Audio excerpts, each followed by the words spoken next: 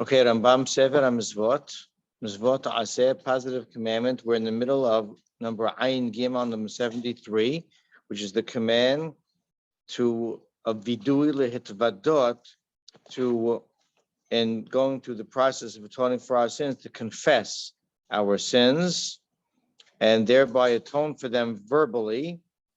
He said with the process of teshubah, and that is itemizing them. He said elaborating upon them according to the way and our ability that we can articulate, and said that even though we have all these avirot for which we must bring a korban, it doesn't mean we're absolved upon the offering of the korban. Rather, accompanying that has to be the vidui. Now, we'll go into a intricate analysis by the Rambam using the Midrash to prove that vidui applies to every single type of sin. So we're somewhere like 6 or 7 lines in to the paragraph of Ayin Gimal. V'lashon Mechilta, he's quoting the Midrash Mechilta. Says as follows: the Fishin Emad v'hitvada asher hata aleha ala hatat, or asher hata aleha. Since the pasuk says, "And you shall atone from which you sinned upon," ala hatat kishaita kayemet lo ahar shenishhata. So the Midrash takes notice and says, aleha, upon it, on the hatat, meaning the animal for korban hatat when it's alive, and not after it's slaughtered. In other words, the vidui should be done while the animal is still alive. En b'mashma sheyidvada hayachid ela bibiat hamikdash. From that, it sounds like the only time and type of mizvah that an individual is going to have to confess is when he comes to the Bet HaMikdash, that type of mizvah. Shezeh HaKatuv, kilomar v'hitvada asher chata aleha, umnam ba v'parashat vayikra b'tumad mikdash v'chadashav. Because that pasuk, the one that says, and you shall confess for that which you've sinned upon it, was only talking about the sin of and bringing a korban for being impure, either entering the mikdash or in consuming one of its holy items.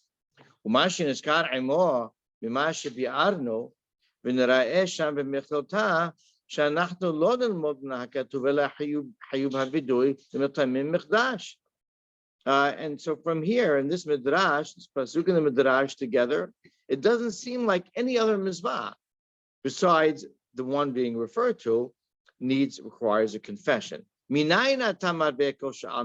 you know anything else? So he reintroduces the midrash. Talmud Lomar, daber b'nei Yisrael v'hitvadu. It says in plural, and they shall confess in the pasuk, and that means it was you can say repetitive and more general. That's referring to other mizvot. Uminayim av keritot, we taught bedin. How do you know even the severe ones?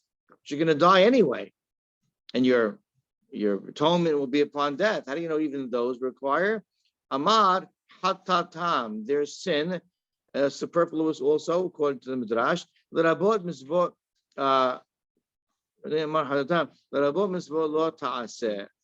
Ya'aseh l'rabot misvot ta'aseh. So the pasuk says, they shall do upon their sin. That superfluous terminology is to include all of Misvot Aseh and all Misvot Lo Ta'aseh. V'sham ne'emar mikol hadot ha'adam. And there, in that group of Pesukim, it says, from all sins of man, ha'adam, also superfluous, right? So that's Misvot shebeno leben havero, al haganabo, al hagezero, al lashon hara. That includes all, not just averot, sins one commits to God, but even to his fellow man, which is thievery and lashon hara, etc., all require the vidui. Also, the pasuk l'ma'al ma'al, to commit a crime. The rabot, those words come to include hanishba l'sheker v'am kalel. Those are verbal averot, which are not even directly to someone particular, which is swearing falsely, cursing. ve'ashma, another word in the pasuk, and you're guilty. That one in particular comes to include, as we asked rhetorically in the beginning of this conversation, all of the capital punishment avirot. Maybe you would think even someone who is killed because of false witnesses, and before he gets that death penalty, the Midrash says no. The Torah was referring to, and that soul is guilty. Rasal Omar,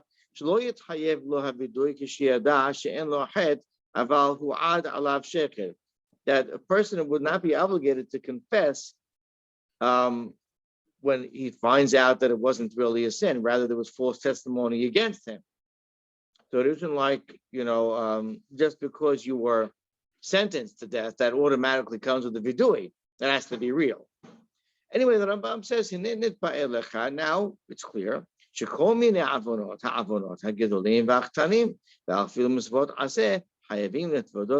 know that whether it's the more or the less severe avirot, we know even the positive commandments require the vidui confession in the teshubah process in order to be atoned for in every single time. But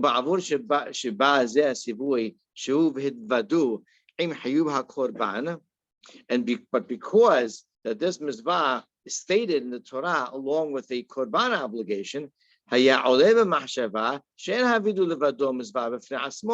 one might have thought the vidui, the confession, should not be counted as an independent misvah, only as an accessory to the korban misvah, because that's the way it's listed in the Torah. It's just drawn in with the korban. Therefore, therefore, the Midrash, they found it necessary to explain as follows. You might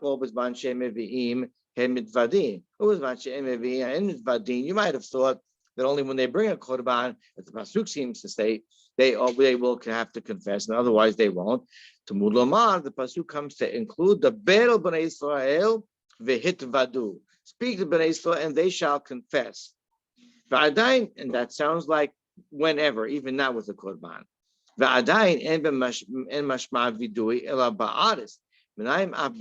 Still, you might want to limit it to Eretz Yisrael, because after all, maybe not with the korban, but maybe in the place of the korban, right?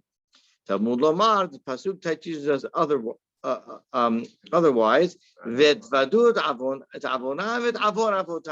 They shall confess their sins and the sin of their fathers, meaning at all times. Meaning no matter where you are.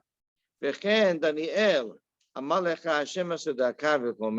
it's also supported from a pasuk in Daniel. And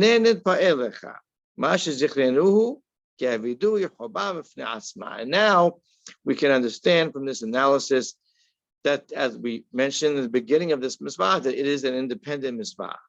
And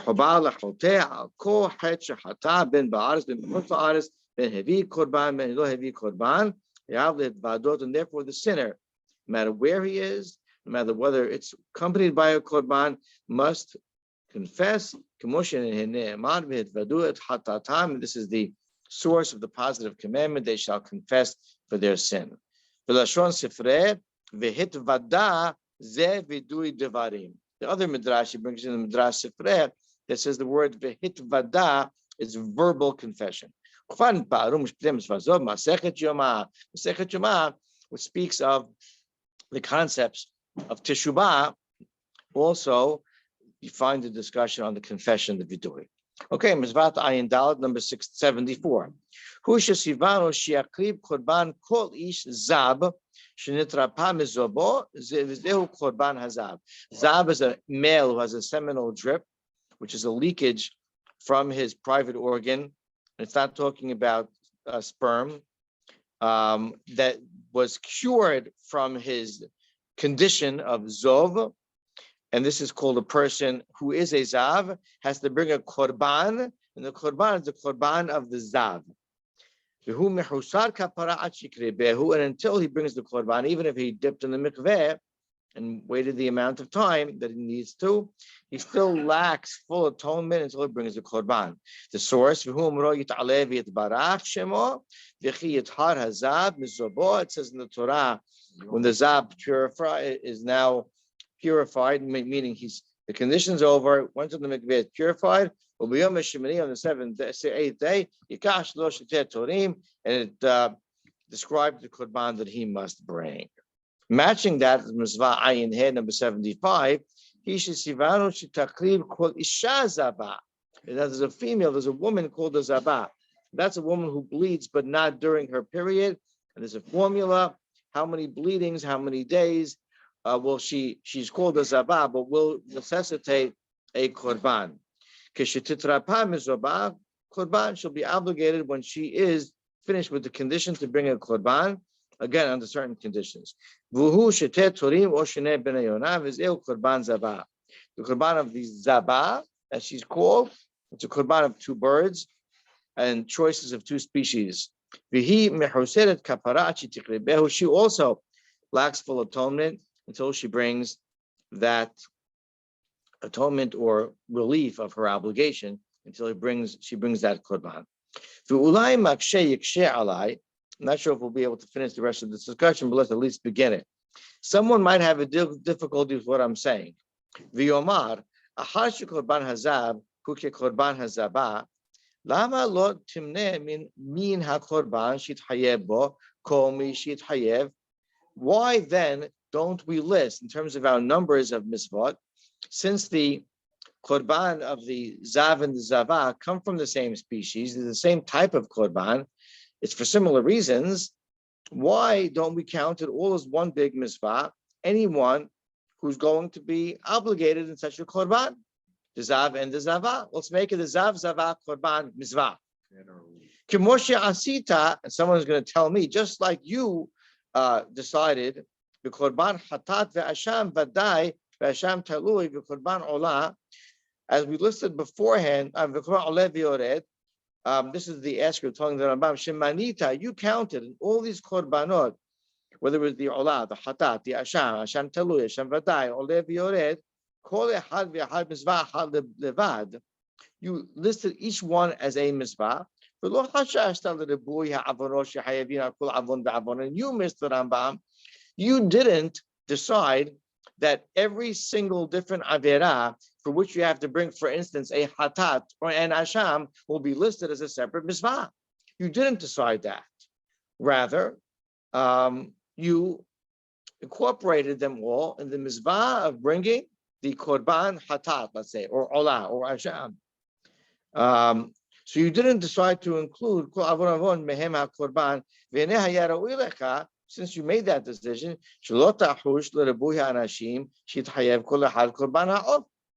and therefore you shouldn't have here in those bringing the bird offerings, the zav and zava, have listed them separately. Rather, you should have perhaps listed them as one single mizvah.